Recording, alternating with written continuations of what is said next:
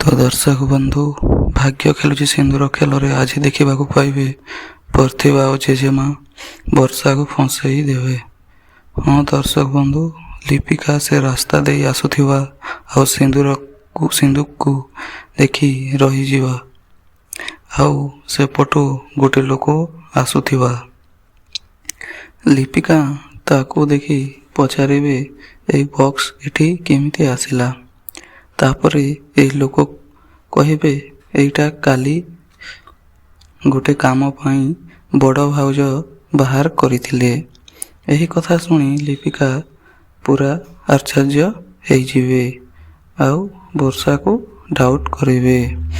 ଆଉ ଏ ଆଡ଼େ ପ୍ରତିଭା ଆଉ ଜେଜେମା ଲୁଚିକି ଦେଖୁଥିବେ, କହୁଥିବେ, ଆଜି ତ ଭଗବାନ ବି ଆମ ସାଙ୍ଗରେ ଅଛନ୍ତି ମା। ଯଦି ଏହି ବକ୍ସଟା ଆମେ ବାହାର କରିଥିନୁ ବୋଲି ଲିପିକା ଜାଣିଥାନ୍ତା, ତାହେଲେ ଆମକୁ ଛାଡ଼ି ନଥାନ୍ତା।